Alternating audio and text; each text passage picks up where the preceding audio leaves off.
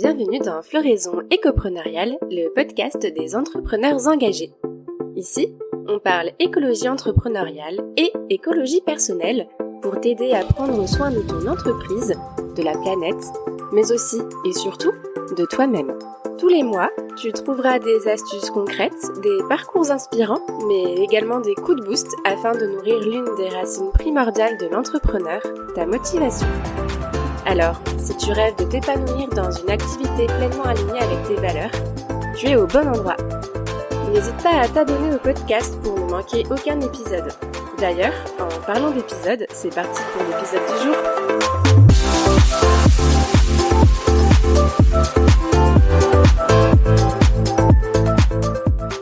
Coucou, je suis tellement joyeuse de te retrouver pour le premier épisode du podcast de l'année 2021, après quelques semaines de vacances qui, je t'avoue, m'ont fait le plus grand bien.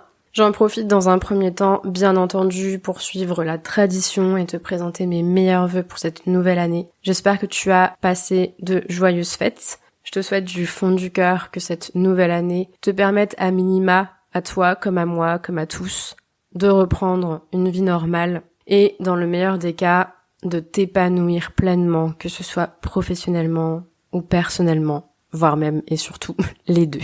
Afin de célébrer, on va dire, le lancement du premier épisode de 2021, je voulais te proposer une interview qui sort un petit peu des interviews que tu as déjà écoutées sur le podcast auparavant. J'ai l'immense joie de recevoir Marion, leadership coach au féminin, que j'ai rencontré lors d'un talk expérientiel qui s'appelait « Connecte-toi à ton potentiel et repars inspiré ».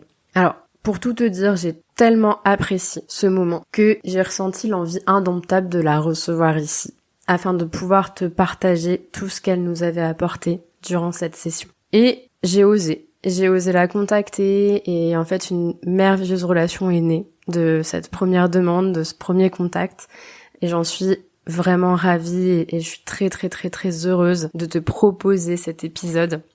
Alors pourquoi je te dis que ça change un peu des interviews habituelles? Le schéma ne va pas trop changer. Bien entendu, Marion va te raconter son parcours qui est vraiment très inspirant. Ensuite, on a échangé sur différentes thématiques comme le fait d'écouter son cœur pour trouver, explorer sa voie. On a beaucoup discuté des croyances, t'en as déjà entendu parler, c'est certain, mais surtout d'auto-sabotage et de saboteur intérieur. Et là où ça vient changer des interviews habituelles, c'est que Marion va te donner dans cet épisode un exercice en 4 étapes qui va te permettre de modifier ta playlist intérieure. Je ne t'en dis pas plus, je te laisse découvrir ça durant ton écoute. Donc sans plus tarder et sans transition aucune, je te laisse tout de suite avec l'enregistrement de notre échange. Bonjour Marion, trop contente de t'accueillir ici. Vraiment un grand merci à toi. Toi tu le sais, mais je vais le réexpliquer pour les personnes qui nous écoutent. Moi je t'avais contacté un peu avec audace en fait, parce qu'on avait très peu échangé à l'époque, ouais. Parce que j'avais assisté à ton talk expérimental que j'avais adoré et dans lequel j'ai vraiment été touchée suite à la découverte de ton parcours que je trouve mais vraiment inspirant en fait. Du coup, comme je le fais souvent avec les invités dans le podcast, est-ce que tu accepterais de le partager ici avec les écopreneurs qui nous écoutent? Avec plaisir, bien évidemment. Mais dans les grandes lignes, en fait, donc le talk expérientiel s'appelait et s'appelle toujours d'ailleurs. Connecte-toi à ton potentiel et repars inspiré. Parce que je suis donc leadership coach au féminin et j'ai vraiment cette mission de cœur, j'ai envie de dire, d'aider mes clientes à oser prendre leur place en étant vraiment connectées avec elles-mêmes, leur côté yang, donc côté action, aller de l'avant, faire, parce qu'on souvent on est très forte et très bonne à faire, n'est-ce pas? Parce qu'on a un monde très masculinisé, très sur parce que je produis, j'existe, etc. Et aussi le côté yin, d'aller écouter son intuition, de se reconnecter avec ce qui résonne vraiment pour nous, ce qui nous anime, ce qui nous donne de la joie. Et je pense que mon parcours que je présente dans ce talk, c'est vraiment celui d'une jeune fille à 18 ans qui a fait une école de commerce, qui a répondu aux critères et aux cases qu'elle pensait qui étaient les plus justes pour elle, celle d'une jeune cadre dynamique, celle de répondre à des cadres, à des cases qui rassuraient beaucoup son entourage, et donc pensait qu'elle allait se rassurer aussi en les cochant. Sauf qu'au fur et à mesure de sa vie, en allant travailler dans une agence de pub à Paris, en finissant donc son école de commerce, etc., elle se retrouve complètement perdue, voire dépérir avec un manque de confiance en elle, parce qu'elle se rend compte que les cases qu'elle avait cochées, étaient pas celles de son cœur. Et c'est vraiment cette rencontre avec elle-même qu'elle a fait au fur et à mesure, en osant écouter ce cœur et cette intuition, en disant mais qu'est-ce que tu veux toi vraiment ? Qu'est-ce qui te fait vraiment vibrer ? Qu'est-ce qui t'anime ? Et à ce moment-là, de pouvoir d'avoir accepté ce premier appel vraiment entendu, qui était celui de partir au Canada. Et donc, j'avais vraiment envie de partir au Canada pour plusieurs raisons, dont celle d'abord et avant tout d'être dans cette nature qui est absolument majestueuse, les lacs bleu turquoise, les forêts à perte de vue, les animaux, etc. Ça me fascinait, comme beaucoup de Français d'ailleurs qui partent souvent au Québec. Et donc, au fur et à mesure de mon histoire de vie, je me rends compte que plus j'écoutais mon cœur, plus l'alignement des planètes était avec moi de mon côté. J'ai reçu un visa alors qu'il n'y avait plus de visa, de manière complètement inattendue. Mais je crois qu'il y a que des rendez-vous dans notre vie, et quand il y a l'écoute du cœur, quand on s'aligne soi-même, cœur, esprit, corps, c'est l'alignement des planètes qui aussi opère. Moi, je crois beaucoup à cet effet de résonance. Plus on est aligné soi avec soi-même, plus la vie nous montre et nous prouve de cet alignement en ajustant les événements autour de nous, les situations, les rencontres. Et je suis revenue 12 ans plus tard. Je pensais rester une année au Canada, et je suis revenue 12 ans plus tard avec un nouveau métier, un nouveau passeport, un nouveau style de vie. Je suis devenue digital nomade, donc j'ai pu travailler tout en voyageant dans des endroits qui me faisaient surkiffer, comme la Thaïlande, Bali, Barcelone. Lisbonne, ouais, Bali, c'est trop beau. Et puis je suis revenue surtout avec une nouvelle identité. Voilà, c'est vraiment ça l'histoire. Et donc ça c'est l'histoire globale. Et puis c'est pendant ce talk, j'emmène vraiment ce que tu as vécu, donc Déborah, dans un voyage intérieur, parce que je suis fan de voyage. Toi aussi, peut-être beaucoup de celles qui nous entendent là maintenant disent mais moi aussi j'adore les voyages, les rencontres inattendues, avec 3 escales pour aller voir justement ces 3 clés de transformation sont ultra puissantes, que j'ai vues dans ma vie, qui ont vraiment changé le cours de ma vie, tout comme la vie de mes clientes. Et donc ces 3 clés, je les donne et je les fais vivre de manière expérientielle tout au long de ce voyage, à travers d'escales en fait. Voilà. Ouais, et c'est vraiment fabuleux. Et effectivement, tu vois, l'organisation du talk sous forme de voyage, ça parle tout de suite et ça donne une ligne directrice hyper fluide qui fait voyager très clairement. Enfin, oui, ça fait peut-être répétition de dire ça, mais ça a vraiment cette puissance-là en fait. Et moi, ce que j'adore, ce qui m'a vraiment touchée dans ton parcours, c'est vraiment le fait que tu aies réussi à écouter ton cœur, tu vois, parce que combien de personnes j'entends me dire oui mais moi je voudrais faire ça, mais regarde, je peux pas quitter mon travail, j'ai un CDI, mes parents qu'est-ce qu'ils vont en dire, et puis bon je gagne bien ma vie, donc les autres personnes peuvent pas comprendre pourquoi je suis malheureuse, pourquoi je veux aller autre part. Et en fait je trouve qu'on est dans une société où il y a un certain nombre, enfin même un grand nombre, j'ai l'impression, de personnes qui se laissent trop impactées par les injonctions de la société et qui en fait s'empêchent de vivre pleinement ce qu'elles veulent vivre. Et toi, tu fais partie des personnes qui ont réussi à écouter leur cœur et à vraiment se détacher, tu vois, de ce qu'on pouvait en penser, de ce que tu disais, des cases qui étaient cochées, etc. Donc rien que pour ça, je trouve ça hyper inspirant, quoi. Et bien sûr, le côté voyage, etc. Ouais, ça. N'en parlons pas, mais surtout pas maintenant. C'est ça. Et donc, comme tu le disais, voilà, dans ton talk, tu nous as vraiment fait voyager en fait à l'intérieur de nous-mêmes. Moi, j'ai trouvé ça très riche et très intense. Et je te propose du coup dans un premier temps d'aborder ensemble la thématique des croyances qui moi m'intéresse tout particulièrement, qui à mon avis intéresse aussi beaucoup les entrepreneurs qui nous écoutent. Mais moi, il me semble que toi, tu préfères parler de saboteur intérieur et pas de croyance. Du coup, Mhm. est-ce que tu peux nous en dire un peu plus, nous Ouais, définir ce que toi tu entends par saboteur intérieur, bien et puis sûr. nous expliquer comment on peut les identifier et les apprivoiser? Ouais, c'est ça. Écoute, j'aimerais en fait commencer par une illustration, celle que j'ai fait dans mon talk, si ça te va. Parce que avant de tomber directement dans la définition, j'avais donné ces deux histoires. La première histoire où c'était en juin 2012, où je me suis retrouvée sur un ferry, justement pour illustrer un petit peu ce que c'est, parce que ça permettra d'aller un petit peu plus, de comprendre ce que c'est une croyance ou du sabotage intérieur. Donc je me retrouve sur un ferry, le ciel est bleu, la mer est calme, je suis avec mon conjoint, ça fait 2 ans et demi qu'on était ensemble.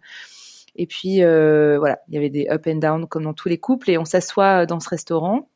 Il me regarde et il me dit, Marion, si on me propose un job à l'extérieur du Canada, j'irai même sans toi. Et là, je me souviens qu'à ce moment-là, mon cœur s'était vraiment resserré et je m'étais dit, je ne suis pas importante. Et mon cœur s'est encore plus serré en me disant ça. Et la deuxième petite histoire, c'est que je me retrouve en décembre 2017 et je reçois un appel du Népal. J'avais rencontré un Argentin quand j'étais à Bali. C'était une magnifique histoire d'amour. Et Non. puis, ouais, on se rencontre dans un temple hindou, pour tout te dire. C'était premier coup de foudre. Vraiment, j'ai jamais eu un coup de foudre Oh comme là ça. là. C'était très, très beau. Et il m'appelle du Népal. Après qu'ils se sont rencontrés, il était parti au Népal. Et il m'appelle et il me dit, Marion, j'ai vraiment envie de te revoir. Je coupe mon voyage en deux et je vais faire 5000 kilomètres pour venir te voir en avion à Bali. Attends-moi à l'aéroport. Et à ce moment-là, mon cœur est transporté. Je ressens plein de papillons dans mon ventre et je me dis, waouh, qu'est-ce que je suis importante. Et on peut le voir dans ces deux histoires. J'ai deux pensées différentes. Et donc, quelle pensée croire? Qu'est-ce qui est vraiment vrai? Qui dit la vérité, en fait? Est-ce que je suis importante ou je le suis pas? Et je pense que ça nous est déjà arrivé, et peut-être celle qui nous écoute aujourd'hui, toi qui nous écoutes, de dire, il y a un moment où je me dis, waouh, qu'est-ce que je me trouve belle, et puis le lendemain, mon Dieu, qu'est-ce que je suis moche, qu'est-ce que je suis grosse, qu'est-ce que je suis mince, avec du jugement, Oui. en fait. Voilà. Bon, on est tous abonnés au même club, hein. Et donc, Ça oui. voilà. Et donc, toutes ces pensées, que ça soit, je suis importante, je suis pas importante, pour être aimante, il faut que j'accepte tout de l'autre. Si je ne travaille pas, je suis inutile. Moi, je sais que je suis une grande fervente. Même encore maintenant, j'ai encore cette croyance qui est très forte. Quand on aime son job, on lui consacre tout son temps. Si j'aime la personne, il faut que j'accepte tout d'elle. Voilà, ce genre de choses. Ou alors la vie est un combat, il faut se battre sans cesse. Ou voilà, j'ai confiance en moi, tout va bien se passer. Eh bien, ce sont des croyances en fait. Alors, on peut voir des citations, on a des gens dans ce que j'ai pu te donner comme exemple, ou ça peut être des gens, des parents qui nous disent des choses et qu'on se dit soi-même. Et la croyance, c'est une certitude en fait qui est inconsciente ou pas, ou inconsciente que l'on porte sur soi, sur les autres et sur la vie en général. Et elle est considérée comme vérité, indépendamment des faits ou de l'absence de faits qui viennent la confirmer ou la contredire. Donc c'est hyper puissant parce qu'on la considère comme vérité alors qu'en fait, si ça se trouve, elle n'est pas vraiment vraie. En fait, il y a rien qui est vrai. C'est ça qui est là où je vais venir après. Et en fait, on a des croyances limitantes et des croyances portantes. Donc les croyances limitantes, c'est celles qui nous permettent d'aller de l'avant, qui vraiment nous aident à atteindre notre objectif. Je suis capable de faire cette présentation, j'ai confiance en moi, je suis importante, ce genre de choses. Et les croyances limitantes qui nous empêchent d'atteindre l'objectif qu'on désire et qui nous bloquent dans le processus de réalisation de ce résultat. Comme tu disais tout à l'heure, dire non, je ne peux pas être artiste parce que c'est pas un vrai métier. Donc et hop, on se commence à se bloquer. Tu vois, on se permet de pas vivre ce que notre cœur a envie de vivre, mais on va aller cocher la case des autres. On rentre dans l'auto-sabotage. Et l'auto-sabotage, ça veut dire ce que ça veut dire, c'est-à-dire qu'on est en train de se saboter à la propre accès à son potentiel, au potentiel d'une situation, parce qu'on ne s'autorise pas j'appelle ça les saboteurs intérieurs. Ce sont ces petites voix qui sont des croyances limitantes en fait, qui nous empêchent d'atteindre l'objectif qui nous ferait vraiment du bien. Et en fait, souvent on le remarque comment? On le remarque pour plusieurs choses. Notre corps est un super allié dans ces cas-là. On le remarque parce que on se sent tendu. les mains qui deviennent moites. Imaginons, tu te dis, voilà, je sais que je dois lancer 10 CV aujourd'hui, mais je le fais pas, je procrastine, ça fait 2 semaines que je procrastine. Procrastination, c'est purement de l'auto-sabotage. Ou oser dire à ton manager un vendredi soir, écoute, là, le dossier que tu m'as donné, ça ira, il est 19h, je crois que je vais rentrer chez moi, mais tu vas dire quand même, oui, oui, pas de problème, je vais le faire, alors que ça fait la 3e fois qu'il te fait le coup, entre guillemets. Pourquoi on s'autorise pas à dire non? Parce que on veut être dans le pleasing. C'est un bel exemple. Tu vois, on a peur de déplaire, on a peur qu'on se dise non mais qu'on soit mal vu, qu'on soit jugé, ou alors on n'ose pas dire ses sentiments à un homme qu'on aime ou à une personne qu'on aime parce qu'on a peur d'être rejeté. Donc en fait, c'est ce qui nous empêche d'être vraiment alignés cœur et tête en fait. C'est-à-dire d'agir selon ce qui vraiment résonne vrai pour nous. Et donc, comme je le disais, le corps permet de le voir qu'on est dans un auto-sabotage parce que sinon on a les mains moites, on a la gorge qui se serre, on a une boule dans le ventre, on a le rythme cardiaque qui s'accélère. Donc ça, c'est une première chose. Ensuite, la deuxième chose, c'est par exemple, donc voilà, si tu imagines que tu dois animer une réunion et que tu dis oh là, ça va être l'horreur, les gens vont me poser des questions, je vais pas pouvoir répondre. Moi, ça m'arrive beaucoup de coacher des femmes qui me disent j'ai du mal à prendre avoir une prise de parole en public parce que j'ai peur du jugement des autres. En fait, elles se jugent d'abord elles-mêmes énormément et donc on commence déjà à être dans l'auto-sabotage parce qu'on commence à se entre guillemets prendre la tête avec ce qui peut se passer. Tu vois, on est beaucoup dans le futur et beaucoup dans le passé, mais peu dans le présent. Dans ce qui est vraiment là, tu vois. Ce qui est assez ironique, je trouve, tu vois, c'est que, et c'est pour ça que je trouve que le terme de saboteur intérieur est vraiment, vraiment parfaitement choisi, c'est que ces croyances-là qui sont censées, du coup, être nos vérités, oui, en fait, elles nous empêchent d'être nous-mêmes, quoi. Exactement, elles nous empêchent d'être nous-mêmes et elles viennent déformer, si tu veux, à partir du moment, et j'aime bien cette phrase de Gandhi que j'avais dit pendant mon talk, c'était vos pensées, vos croyances, vos pensées deviennent vos émotions. Ensuite les émotions deviennent les actions deviennent les habitudes deviennent la destinée.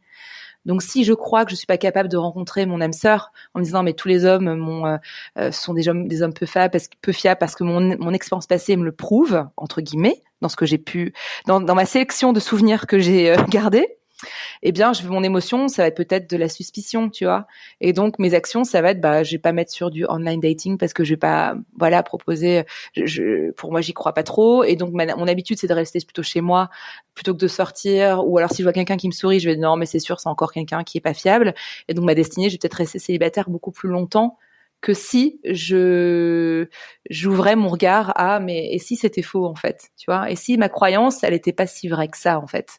Tu vois, de l'avenir l'a chahuter cette croyance-là. Voilà. Donc comment on les reconnaît? On la reconnaît à travers donc le côté physiologique, le corps qui nous parle, mais aussi les mots. Quand on dit souvent toujours, jamais, je suis supposé, il faut que, je devrais. On est souvent dans l'auto-sabotage. Exemple, je devrais être une bonne mère, donc je dois absolument cuisiner des petits plats moi-même tous les soirs. Je dois être une bonne employée, donc je suis supposée travailler plus pour montrer que je suis une bonne employée. Tu vois, ce genre de choses en fait qui font qu'on s'enferme dans une étiquette nous-mêmes. Tu vois, c'est même pas l'étiquette des autres, c'est l'étiquette de soi en fait, avec soi. Voilà, donc ça c'est ces notions-là. Et puis au niveau du corps, parce que ce qu'il faut savoir en fait, c'est que ces saboteurs-là, d'où ils viennent en fait. Pourquoi on a ces croyances-là? Parce que 80% de nos pensées sont des pensées négatives, selon le capital génétique. Parce que heureusement, on a la génétique. Alors, heureusement, malheureusement, ça va dépendre. Qui peut nous aider là-dedans, hein. Et en fait, 80% de nos ennemis sont négatifs, 98% de nos pensées sont récurrentes. Donc, on a les mêmes pensées tous les jours, ce qui fait qu'on est en pilote automatique. Et quand on sait que 98% de pensées sont les mêmes tous les jours et 80% de ces pensées sont négatives, c'est un peu chaud. Donc, oui, ça fait beaucoup de négativité. Ouais, oui, c'est ça. Donc, comment on fait justement? C'est la notion de neuroplasticité, c'est de pouvoir justement changer à travers différents outils. C'est possible de changer en fait notre système de pensée. Et alors, pour revenir un petit peu de d'où vient, pourquoi 80% de pensées négatives, pourquoi pas à l'inverse? Ça vient d'un système de survie qui date de millénaires en fait, où tu peux imaginer quand on est dans les grottes, etc. Le pire qui puisse arriver à un être humain à ce moment-là, c'était d'être loin du groupe, parce qu'être loin du groupe, c'était égal à mourir en fait. Si j'ai pas le groupe pour me protéger, pour pouvoir me nourrir, pour pouvoir avoir l'affection, etc., je ne pouvais pas survivre. Donc toutes les peurs qui sont la peur d'être rejeté, la peur d'être abandonné, la peur de l'échec, d'être mal vu et jugé, qu'on a tous en tant qu'être humain, eh bien on les a gardées avec nous. Et en fait, c'est elles qui aujourd'hui nous empêchent, ces peurs-là, de prendre des actions comme une prise de parole en public. Oh, mais si je suis jugée et qu'on me rejette, oh, mais si je parle de mes sentiments et qu'il me dit bah c'est pas réciproque, oh, mais si. Et en fait, tout ça, ça vient rejouer, ça vient se rejouer dans nos vies. Or aujourd'hui, on a cette problématique de survie, elle n'existe plus vraiment. Et heureusement d'ailleurs, tu vois, le tigre dans la savane, on est un petit peu loin. Ou tu vois, ça dépend, hein, mais... ça dépend où on vit dans le monde, tu me diras. Mais là, dans nos vies citadines, en France ou ailleurs dans le monde occidental, etc., en général, on peut survivre même seul. Et on le voit avec le confinement, j'ai envie de dire un peu malheureusement, mais tout de même, tu vois. Donc c'est aller contrer en fait ce système neurologique qui nous a aidés à survivre et qui peut être réactivé à travers des expériences passées.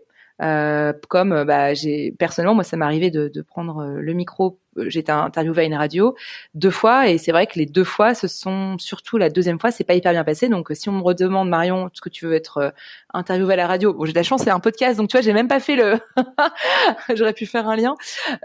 J'aurais peut-être que plus facilement je dirais non parce que je me dirais ça va encore se passer pareil. Donc en fait là il y a ce côté-là et puis où c'est le passé qui commence à dicter notre présent. Tu vois, donc c'est hyper intéressant de dire oh mon Dieu, mais attends non, le présent, quand on sait que notre corps se régénère tous les X semaines, on a des nouveaux yeux. J'avais regardé hier tous les, je sais plus X semaines ou mois. Enfin, notre corps est en pleine régénération. Donc en fait, par contre, notre pensée, c'est à nous de la régénérer de manière intentionnelle. Sinon, c'est notre passé qui dicte notre présent et notre futur. Donc c'est hyper important d'avoir cette intention-là. Et puis, il y a aussi, ça peut te réactiver, si tu veux, le système d'autosabotage avec l'écosystème familial où on doit survivre dans une famille. Et donc, si on a une mère qui nous dit je suis tellement heureuse Marion ou Déborah, t'as des bonnes notes à l'école, maman est super contente voilà, super fière de toi. On va faire un raccourci clavier, tu vois, voilà. Et on va se dire raccourci clavier. OK, donc en fait, ça veut dire que quand j'ai des bonnes notes, je suis aimée. Et à 40 ans, on va finir, imaginons, alors je ne nous souhaite pas, avec un burn-out, imaginons, en disant mais je bosse. Mais pourquoi? Ah, il pourrait être reconnu, aimé. Ouais, mais derrière, ma vie sociale, elle s'est appauvrie. Je suis plus en couple, etc. Et on est dans l'auto-sabotage, tu vois. Donc, on adopte aussi des comportements en famille, puisqu'on est tout petit et qu'on n'a pas de système. Tu vois, on veut survivre dans un écosystème qui est donné. Sauf qu'à un moment donné, on rentre dans un sabotage quand on se dit non, mais l'adulte, en fait, elle cautionne plus ce système de survie parce c'est plus au service de sa vie et que oui, avoir une vie professionnelle épanouissante, c'est génial, mais aussi s'épanouir au niveau de nos amis, nos hobbies, etc. Tu vois. Donc je suis passée un peu par plusieurs cases. Je suis passée par la case origine, donc voilà, comment on reconnaît l'auto-sabotage et ensuite voilà comment s'en sortir quoi. Parce qu'en fait c'est ça aussi, c'est dire maintenant. Mais c'est ça, oui. So what, tu vois. C'est pour ça que dans ton talk, t'as justement parlé de. Moi, j'ai beaucoup aimé l'image en fait que t'as utilisée pour ça quand tu nous expliquais comment. Concrètement, comment tu fais en fait face à ça? Parce que déjà la première étape, bien sûr, c'est de réussir à les identifier, pas facile. Mais moi, j'ai beaucoup aimé l'image de changer sa playlist intérieure. Oui, ouais, complètement. En fait, on se rend compte que on se peut retrouver face à un paysage qui peut être un beau coucher de soleil, imaginons.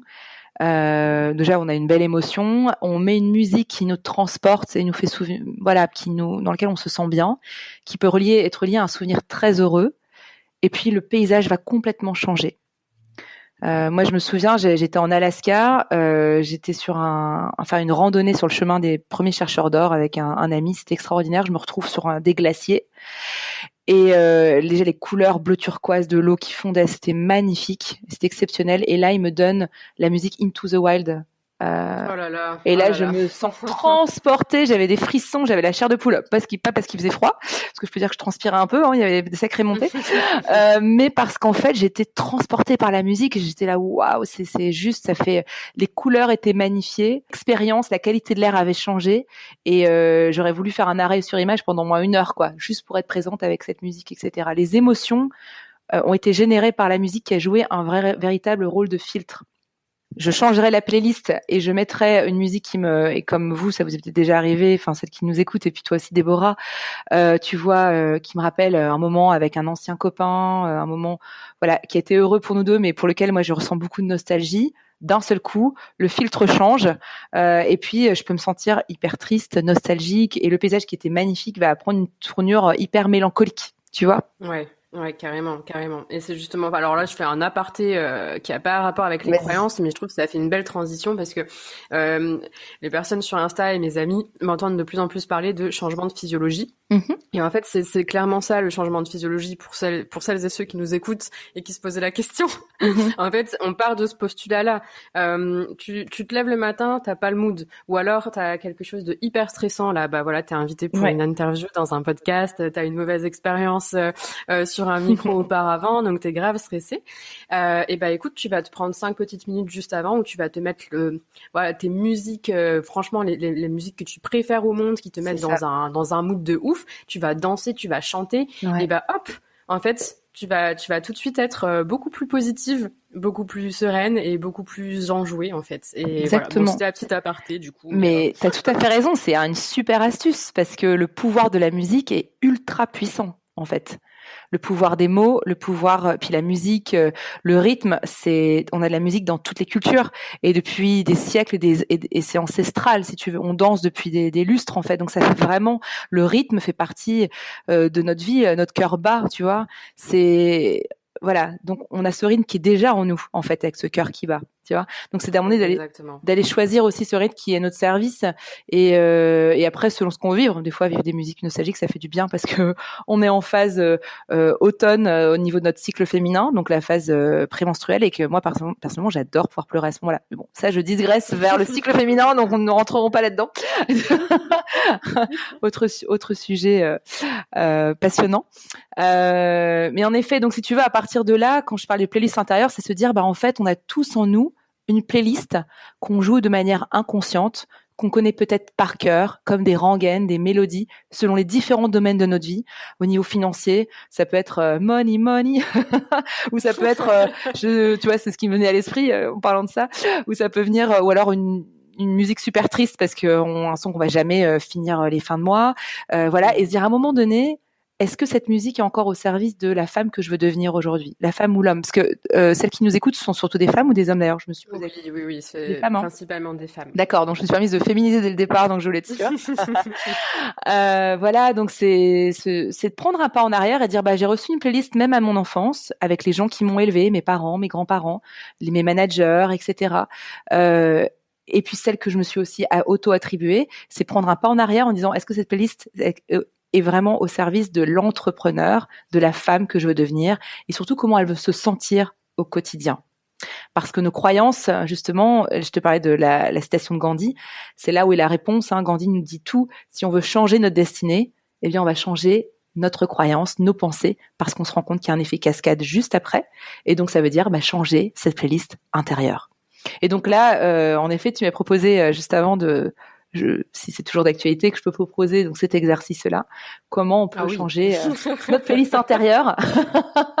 Avec grand plaisir. Moi, je pense que c'est vraiment, moi, quand tu nous as partagé ça, j'ai trouvé la méthode super. C'est quelque chose que, tu vois, on peut faire nous-mêmes, en fait. Et moi, je prône l'autonomie. Et je trouve que c'est rare d'avoir accès, en fait, à ce genre d'outils qui nous permettent vraiment de pouvoir avancer seul, tu vois, et de ne pas avoir besoin de dépendre de quelqu'un.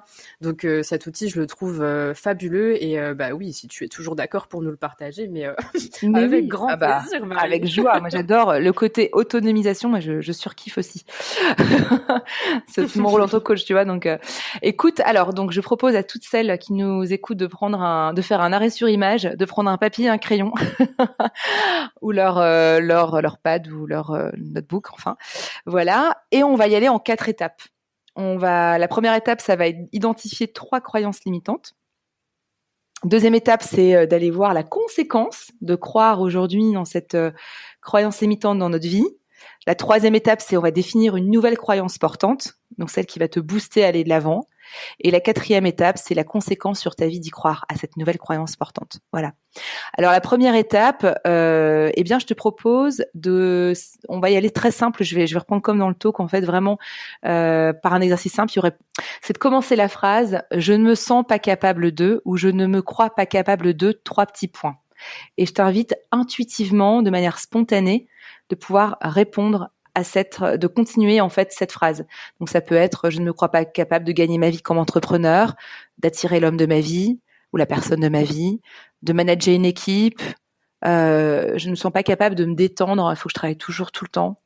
Voilà. Donc de continuer, ça peut être sur le domaine, donc comme je disais, entrepreneurial, financier. Je ne sens pas capable de dire non en fait, de m'affirmer, d'oser dire ce que je ressens vraiment, d'être authentique avec les autres parce que j'ai peur de les blesser.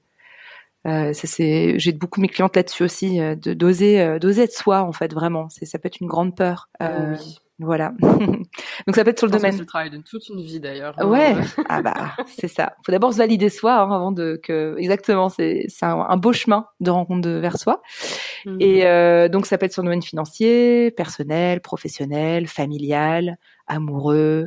Alors, pour celles qui nous écoutent, elles pourront faire pause par rapport au podcast pour prendre un petit temps. Souvent, je laisse quelques secondes de réflexion. Là, on va passer directement à la deuxième étape. Donc, j'aimerais que tu choisisses, sur les 3 croyances que tu auras notées, d'en choisir une, en fait. Celle qui t'impacte le plus aujourd'hui, celle qui, tu sens qu'elle t'aide vraiment pas. Tu vois, elle est vraiment pas au service de ta vie et tu sens qu'elle te met plus dans un statu quo.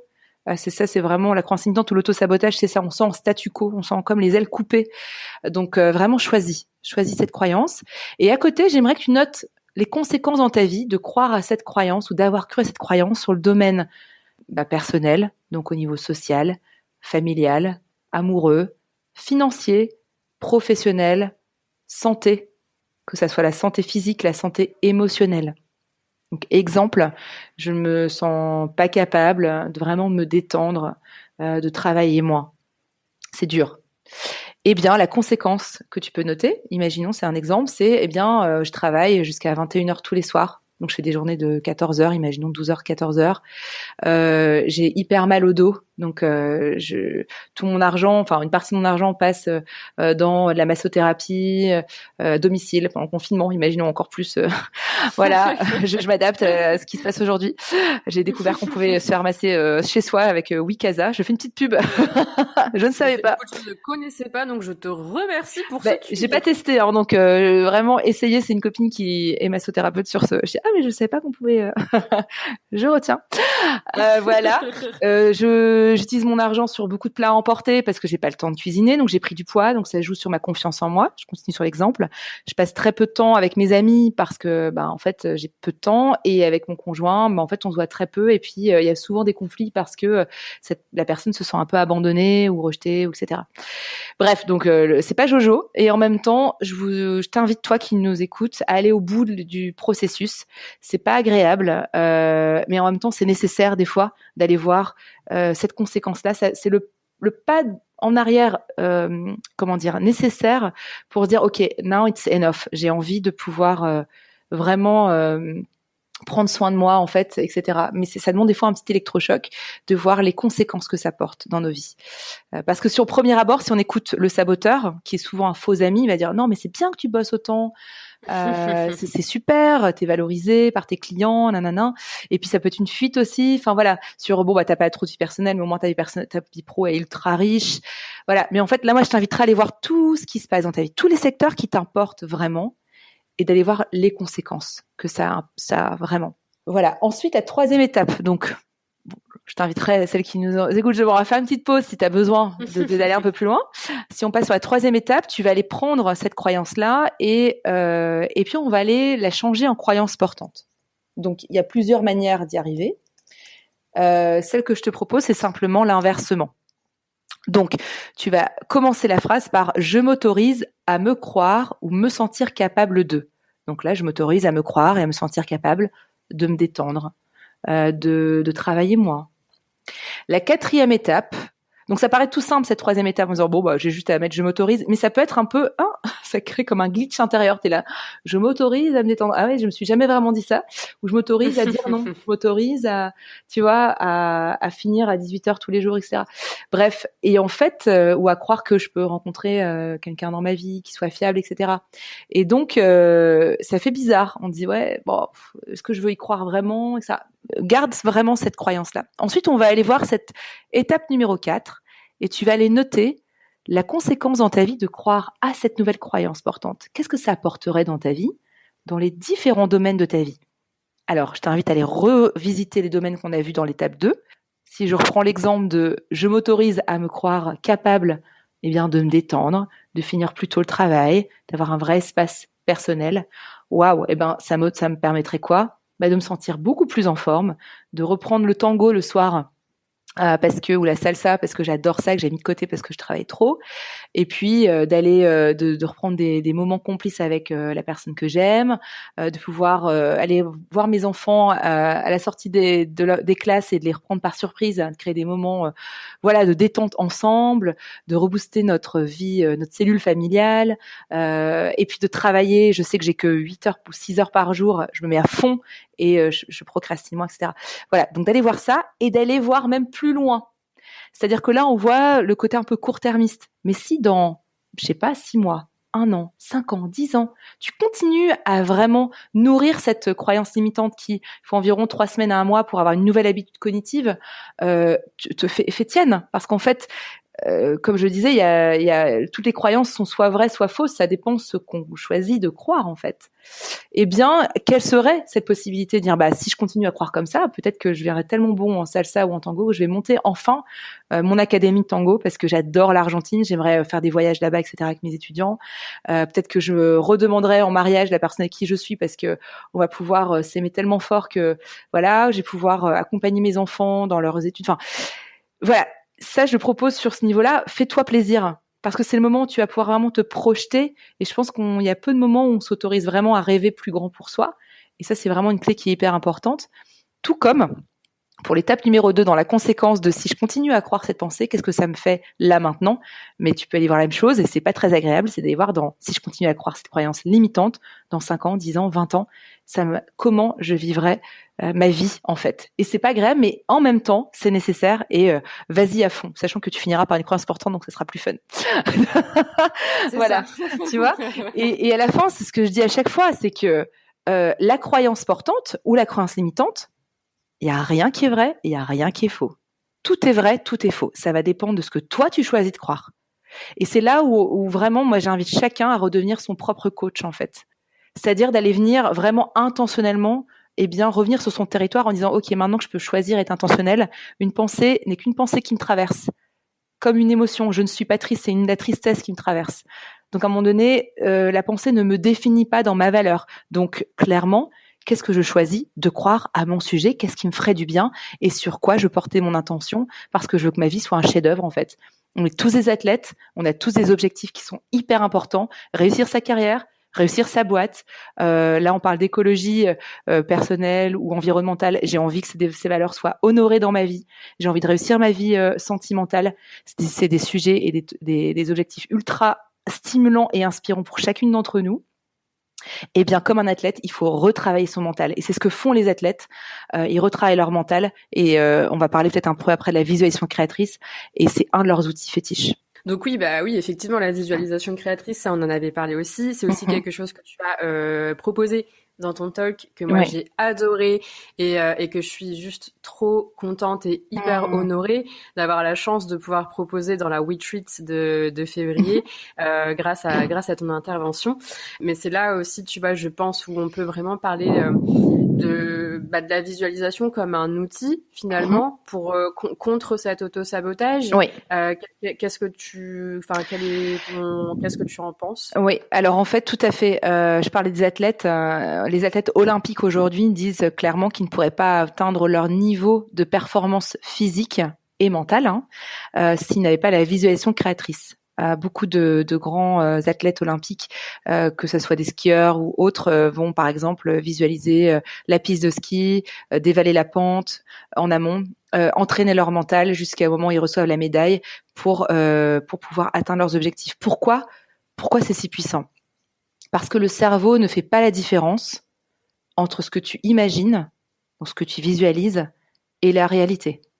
Donc ton cerveau pense que si tu dois faire un talk demain devant 3000 personnes, si tu y penses maintenant, ton cœur va peut-être battre plus rapidement, tes mains vont devenir moites, ta salive, tu vas peut-être sentir ta bouche qui s'assèche, alors que tu es chez toi, dans ton bureau, à ton bureau. Et pourtant, rien n'a changé et ton corps et ton esprit a pensé que ça a changé parce que tu l'as visualisé.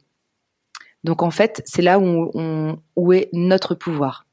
Le pouvoir de l'intention en disant qu'est-ce que je souhaite visualiser pour moi, pour que mon cerveau puisse penser que c'est vrai et que le jour où ça arrive, comme font les athlètes, ils ont juste à mettre replay et le cerveau a déjà vécu en fait les images de je suis sur mes skis et j'y arrive et hop, je tourne à droite, à gauche, je connais la piste par cœur et j'y arrive. Donc en faisant ça, on est en train de s'entraîner mentalement à la vision qui est inspirante pour nous. C'est ce que je fais beaucoup avec les vision boards et on en parlait pour la We Retreat aussi. Donc ça sera aussi une activité que je vais proposer pour aller plus loin. Parce que les images, je dis souvent une image vaut, enfin c'est pas je dis souvent, c'est ce qui est dit vaut 1000 mots et que à travers des images on a des émotions et c'est le pouvoir de l'émotion. Alors on peut visualiser, donc ça c'est important de visualiser et là pour aller encore plus loin, c'est d'apporter l'émotion. Quelle émotion tu vas vivre quand tu auras eu ton premier client?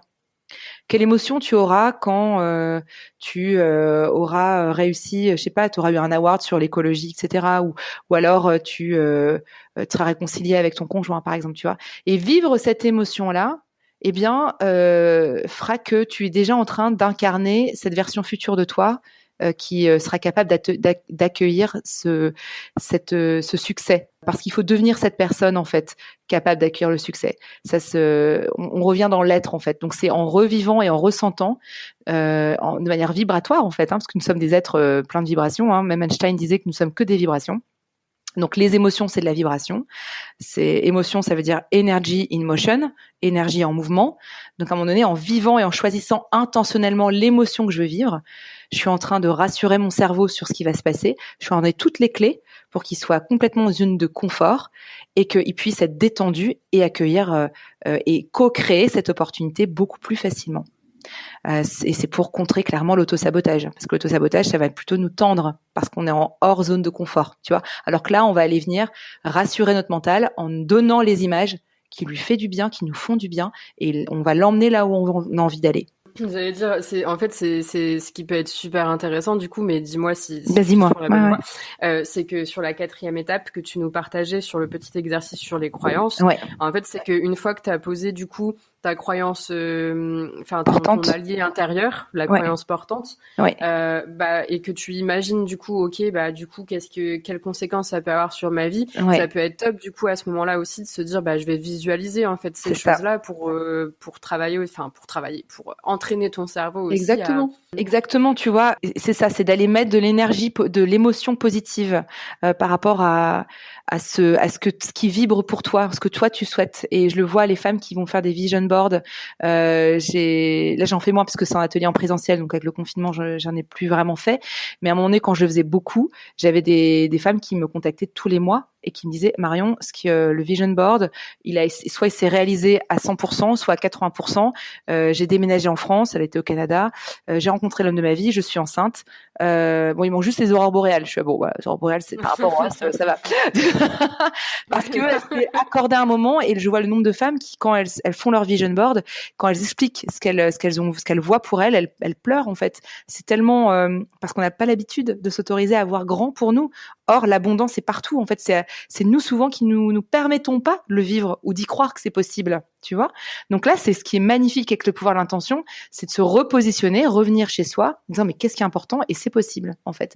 Et voilà, c'est exactement ça. Imaginer que tout est possible, quoi. Voilà. Oui, c'est ça, et le vivre dans nos émotions, en fait, tu vois.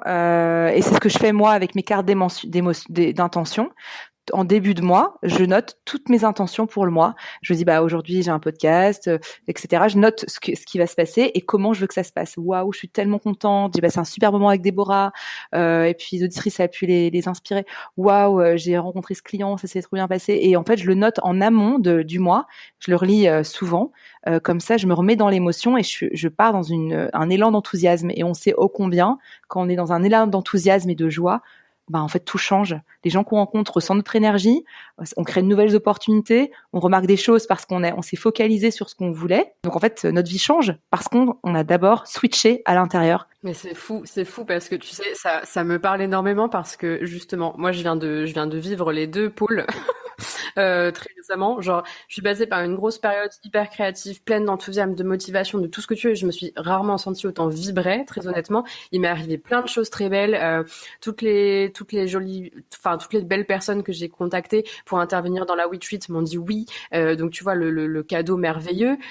Et puis derrière, bon voilà, j'ai eu quelques petites difficultés. J'ai eu comme je parlais dessus, mon premier échec entre guillemets d'entrepreneur sur le cercle de soutien. Et ça m'a fait redescendre dans des énergies négatives. Et qu'est-ce qui m'est arrivé? Et j'ai eu un problème d'évier. J'ai eu mon évier qui s'est complètement bouché. Je me suis pris la tête avec mon copain. Enfin, tu vois, et j'ai eu plein de choses négatives qui me sont tombées dessus suite à ça. Et c'est ouf de voir à quel point, quand t'es dans une énergie positive, il t'arrive que des trucs positifs, et dès que tu redescends dans une énergie négative, et là, t'inquiète, tu les vois, les choses négatives qui arrivent aussi. C'est presque, mais exactement, c'est presque, alors le mot à la mode, c'est le quantique, si tu veux. Mais en même temps, moi, quand je m'intéresse à ce sujet, alors qui est ultra complexe, donc je suis pas du tout physicienne ni rien, mais il y a quelque chose de cet ordre-là. On parle de la loi de l'attraction. En fait, il y a rien de New Age là-dedans. En fait, on parle souvent du film The Secret, en disant, voilà, qui a permis au moins de rendre accessible ce principe-là. Cette loi, quelque part, la loi de l'attraction. Néanmoins, c'est vraiment ça, c'est-à-dire que nous sommes des êtres vibratoires et en fait, en étant dans la vibration qu'on veut choisir d'émettre, peut attirer plus facilement, etc. Et en fait, moi, j'aime bien parler d'autonomie émotionnelle ou de recadrage émotionnel sur l'échelle des émotions. Je sais pas si tu connais cet outil-là. Donc, tu as l'échelle des émotions. Tout en haut, celle qui vibre le plus fort, c'est la gratitude. Et c'est ce que disait Tony Robbins. Il dit on ne peut pas à la fois sentir de la gratitude et de la peur. Oui. Donc, quand on ressent et c'est ok aussi d'ailleurs des fois de ressentir de la peur et de la colère. Enfin, ce sont des émotions désagréables et qui font partie de notre palette de vie humaine. Donc, je suis pas là d'ailleurs, ça c'est important d'ailleurs que je dise oui, il faut toujours être heureux et tout, parce qu'on rentre dans l'ultra positivisme. Et je suis pas du tout partisane de ça. Je suis plutôt partisane il faut vivre les émotions qui sont présentes pour nous. T'étais certainement déçu, frustré, énervé, en colère, etc. et triste. C'est ok d'aller valider ce qui se passe en soi. Par contre, de pas aller ruminer les émotions parce que sinon, ces émotions, on en devient quelque part nos propres victimes, tu vois. Et c'est là où on rentre dans l'auto-sabotage. Voilà. Par contre, les laisser passer, les valider, pleurer, écrire, danser nos émotions, voilà, de les relâcher parce qu'elles sont là pour nous apporter des messages, et ensuite de se dire, ok, maintenant, qu'est-ce que je me souhaite, tu vois. Il y a une différence entre les vivre et les nourrir, ces émotions désagréables. Là, je trouve qu'on résume tout. Une différence entre les vivre et les nourrir. C'est exactement ça. C'est exactement ça. C'est ça. Écoute, voilà. En tout cas, merci infiniment parce que, bien entendu, je n'en doutais absolument pas. J'avais très très hâte d'être à ce moment. Et moi aussi. Je savais à quel point ça allait être intense et puissant et inspirant. Et bien entendu, ça s'est produit comme ça. Je trouve ça formidable, cette générosité aussi que tu as de partager librement sur toutes ces thématiques, sur ces outils, sur ces conseils aussi que tu as donnés, parfois même indirectement. Donc je trouve ça génial. Et du coup, écoute, on va arriver à la fin. Donc si tu es prête, je te propose qu'on passe aux fameuses questions traditionnelles de fin d'épisode. Ouais. Alors, est-ce que tu as un mantra ou un credo? Si oui, lequel et pourquoi? Mon credo, et je te l'avais partagé aussi pendant le talk, c'est on a une vie pour en avoir plusieurs. Ça, c'est un de mes credos. Et c'est une de mes citations personnelles. Je me le dis depuis très longtemps.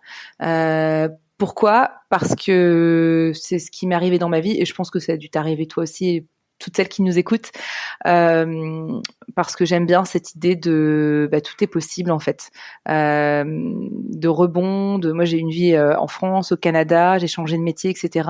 Et je vois à chaque fois c'est des choix qui ont été de plus en plus alignés, et c'est ce que je me souhaite de continuer de vivre, et voilà, de vivre une vie qui nous fait sentir pleinement vivante. Et du coup, parlons-en. Donc alors attends, que je me trompe pas dans ma question. Donc toi, c'était il y a 15 ans, plus de 15 ans du coup, que tu as fait ce choix de partir au Canada.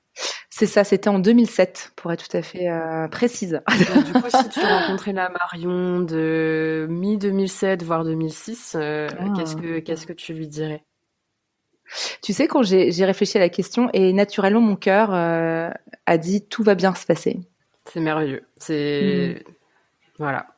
Si on pouvait tous se le répéter à chaque fois. C'est ça, tout va bien se passer. Mais c'est aussi une manière oui, c'est vraiment un encouragement, et de croire dans le potentiel de chacun. Enfin, là, c'est bon, pour le coup, croire dans mon potentiel, et que même s'il y a des vagues, on apprend tout à surfer dessus, et ça nous rend plus fortes, plus ancrées, plus dans notre complétude, tu vois. Donc voilà. Et puis c'est faire confiance et savoir que tout arrive pour une raison aussi. Même Exactement. Si parfois on la découvre 3 ans après, mais ah ouais, c'est par hasard, quoi. Ah ouais, c'est sûr et certain. Il y a des choses sur le moment où c'est pas toujours évident, et puis en fait après coup, moi je le vois là, même 10 ans après, je fais de la constellation familiale à côté avec quelqu'un qui m'accompagne, je fais waouh, je comprends pourquoi j'ai vécu ça. Maintenant ça fait du sens, mais c'est de rester bien ancré dans quoi qu'il se passe en fait. Donc voilà. Ouais, c'est ça. Eh ben, écoute, la dernière question, donc là qui va s'éloigner un peu des sujets qu'on a abordés aujourd'hui. Est-ce que tu aurais un conseil à donner aux écopreneurs ou futurs entrepreneurs qui nous écoutent pour entreprendre autrement?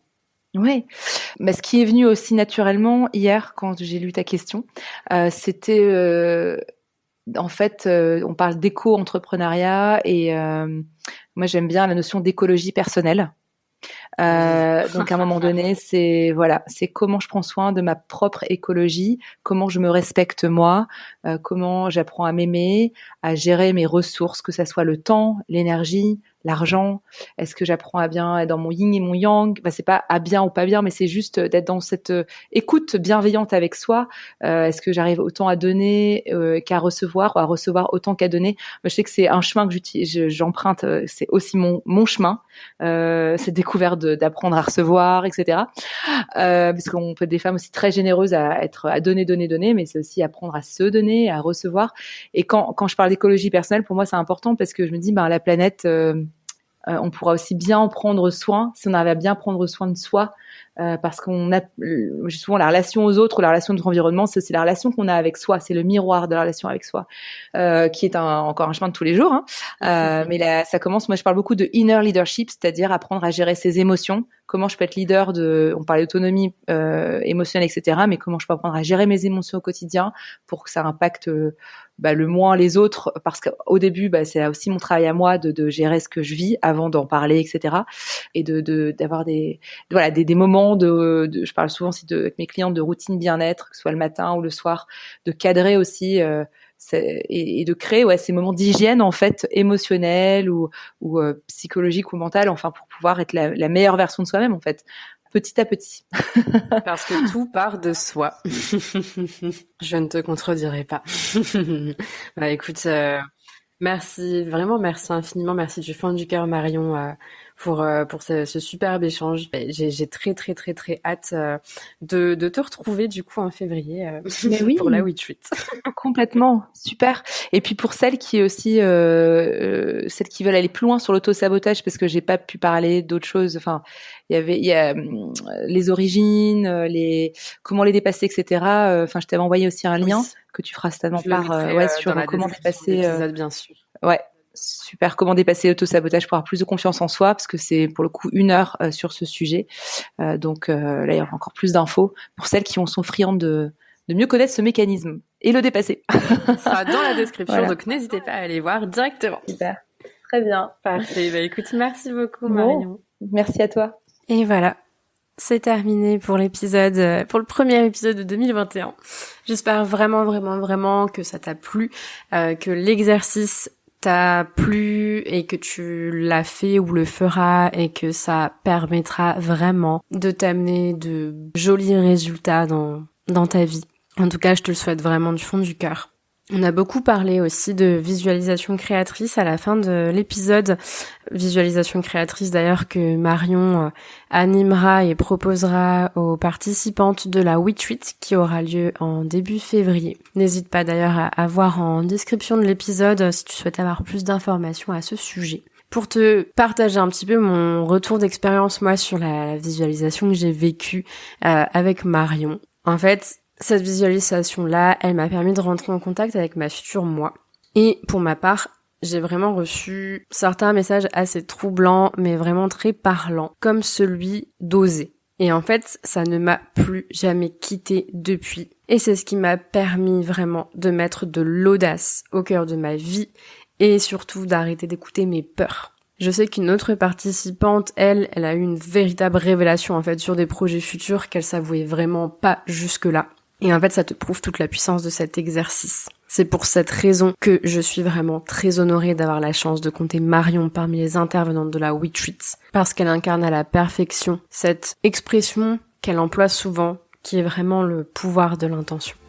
En tout cas, je te remercie du fond du cœur d'avoir écouté cet épisode jusqu'au bout. Je te remercie pour ta fidélité, je te remercie pour ton écoute. Comme d'habitude, si cet épisode t'a plu, n'hésite pas à me laisser un commentaire ou bien des petites étoiles sur Apple Podcast parce que c'est ça aussi qui peut aider le podcast à se faire connaître par d'autres écopreneurs qui souhaiteraient le découvrir. Je suis vraiment ravie de te retrouver pour cette nouvelle année et du coup on reprend le petit rythme habituel et je te donne du coup rendez-vous la semaine prochaine, lundi prochain, pour le futur épisode. Et d'ici là, surtout, prends bien soin de toi.